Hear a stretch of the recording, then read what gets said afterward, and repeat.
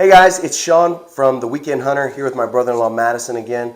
We're here to recap the 21 and 22 deer season. We only got one video up last year.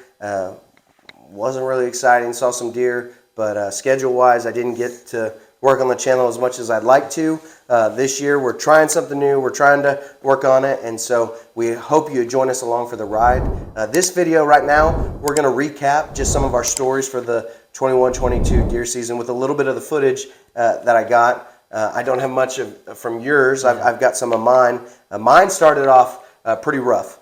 I was hunting some private property from some folks from our church that they own, and I was all set, all geared up, set my bow up on my tailgate, was about to open it up, and I just hear a poof, and my bow case jumps, and I kind of knew what happened, but I opened it up, and the bowstring popped. And here she is. And here's that one, still not fixed. So thank you for having a spare bow that I can use for bow season, the 20th anniversary Hoyt. So it's a beautiful bow, love it. Works great when I killed my buck later in the year. But you know, it started pretty rough. Yeah. But you had success at that property. Yeah. I had last season was my best season ever. I had 3 really good opportunities at deer. I only capitalized on one, but I'll kind of go over that story. So it was the same property that Shawn was mentioning where he broke his bow, but I had set up on a field edge, and it's funny with deer hunting, deer that always come from where you least expect it. And so I had expected the deer, we'd seen deer move down this field edge, so I had a perfect little, I was tucked back in this little like cocoon ready for them. They wouldn't be able to see me. And lo and behold, I see a deer come off to my right, and luckily I had ranged it. Yeah. And so, and she just went perfectly right into the spot I had range. I think it was like around 30 yards. Nice. Quartering away shot, which is always nice. And it's funny, I do like to practice things a lot, and because I shoot a thumb release, and so I would practice in my garage, you know, where you don't necessarily aim, but you're real close to the target and you just focus on pulling through the shot. And with that deer, I remember I knew what yardage it was. I pulled back, drew back, and the shot surprised me. And so it's like, you know, all that effort, you know, came to fruition because the shot surprised me. Arrow flew perfectly. Awesome. You know, there was a big loud pop when it hit her, which is always a good sign. And it was my first deer that I've ever killed with a bow, and she ran 20 yards. So I'm like, man, that's great. That's a good way to do it. Like, I'm glad it started off that way. So, so that was a really good experience. And then I guess I'll go into this. Yeah, story. But then it turned into disappointment. We had success, and then we had heartbreak in that season. And I'll go into that. This was a bad experience at the time. Looking back, it's good, but it made him physically sick. Oh, man. It was that bad. It did. And I'm not joking about that. I actually did get sick. And it took me, I was sick for at least a month after. Like, I just didn't feel good. Yeah. That's how bad it was. I didn't know deer hunting could affect somebody like that. But, hey, it did me. So, so we were hunting down at your parents' property. And you and your son Gabe had kind of went down more towards the bottom, towards that river bottom. It was a spot. It's laid out where there's the house, and then there's the upper level, and back to the right is the bedding area, which is where I told you to set up at. And then we were downhill, and then kind of back to the west, sitting up on a rock where we could overlook this creek and this flat open area. Yeah. And so I had set up. I found a good spot that I liked, that felt good. I was expecting the deer travel to come from that bottom and up into, you know, out behind your parents' house, which, again, deer always come from where you least expect them. So I kind of had, the bedding area was to my back. You know, hindsight's 20/20, but I just didn't expect anything to come from back there. But, you know, I had just happened to look back. It was literally straight behind me. I just happened to look back, and I see this massive 12-pointer coming at me. And it was one of those moments where, you know, I've watched so many deer hunting videos. This is the first time I've ever experienced something like that. And it was like, wow, this is actually happening. Yeah. So he's coming right behind me, and I was using a saddle, which, you know. And I'll throw up this picture Yeah. here for you to see it, and you can see. And so his name is Pitchfork. Oh, we yeah. named him because his G2 is split. Yeah, so I look back, and, you know, I've come to the realization, all right, this is happening. Now you've got to actually, you know, get in a position. You know, this isn't just a movie. So I grab my bow. I try to turn around, but because it's right behind me, and he's walking towards me the whole time, so I'm like, it's an awkward position, and I'm trying to make as little movement as possible.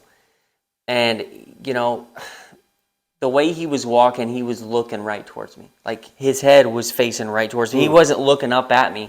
But there's just not an ethical shot from that position. So he comes to within 12 yards and, of course, walks right behind a little bush that was sticking up, which I might have had a shot there if the bush wouldn't have been in the way, and stops on a dime when he gets that bush. And he never looked up at me.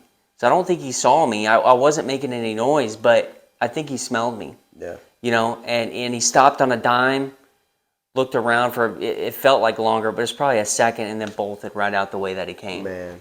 And it was one of the worst feelings in that moment, missing an opportunity on a deer like that. And, you know, like I think I said it before, bow hunting's a game of inches. If I'm 45 degrees to my left, the tree's almost between me and him. Yeah. And so I can just swing around, and I've got a shot on him. And so I called you, which you can tell us about that, but it was rough. He had buck fever, which was pretty amusing. You could hear him shaking in his voice, and I mean, we were pumped. So this buck, we've never seen him in the daylight. You're the first one who's ever seen him in the daylight. We've got him on camera being nocturnal for most of the time, except for maybe 3 or 4 pictures. Yeah. And usually, rarely is it in the afternoon. Yeah. It's usually always in the morning. My dad, I take that back. My dad has seen him in the morning once moving. He was cruising through the backyard. Right. But he was headed to the bedding area. Yeah, and that's the weird thing is usually we're spooking those deer out of the bedding area in the morning. Yeah. That's where they are, but this is afternoon, so I just wasn't expecting it. But, you know, hindsight's always 20/20, but that was a crazy experience. Yeah, yeah, and I had already killed my buck, Yeah. my 8-pointer there earlier in the year. I think mine was the week before rifle season, and I think your experience was after rifle season. I don't know. I get it mixed up. That was one of the earliest bucks I've killed up there. Yeah. But all day I'd been set up, and I was hunting by myself, and I was on the tree line really towards the backyard, towards it goes back up towards the house, and all day to my right I'd been watching this little 1-rack buck keep this doe pinned down in the bedding area. Well, come, I don't even remember what time it was, maybe 5 o'clock, 4:30, 5 o'clock-ish, here comes my 8-pointer coming up out of the bottom of that ravine, and he busts up what that little 1-rack buck was doing. Yeah. And so they're moving around in there, and I didn't know there was a 12-pointer that was trailing him. Man. And so my 8-pointer comes out, and he stands, he quarters to me, and I'll put the video in here so you can see it. But he quarters to me, and he's looking back down towards the ravine. He's looking back down towards where that big buck was, kind of checking to see if he was coming up. Right. And finally, he turns and he looks back over his left shoulder.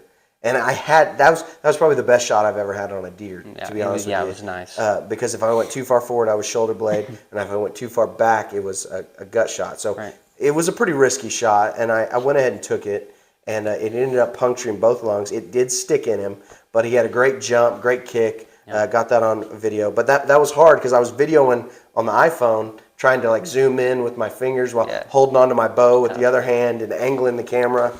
And so he runs and he drops maybe 20 to 30 yards, and then right after that, I had shut the camera off, and right after that, then this big old 12-pointer comes out, and so just kind of a learning lesson of maybe stick to, if I set a rule and say don't kill anything under 10 points, don't kill anything under 10 points. But it was a perfect opportunity to take a shot, perfect opportunity to get it on camera. Yeah. And so I took it. Hey, he eats good. At time of recording, I maybe have 2 sticks of summer sausage left, and that's it. So it's perfect time for deer season to start up again. So we hope you've enjoyed this video as we kind of recapped some of the highs and the lows of last year's deer season. If you have a story or a learning lesson like we experienced, go ahead and comment, share, like, subscribe to this channel if you like this content, if you want to see more. We'd love to have recommendations for more content. This is a collaborative channel for the average hunter with average equipment that can only hunt on the weekends or take a few days off here and there. But so we'd love to have you. Thanks for watching. We'll see you next time.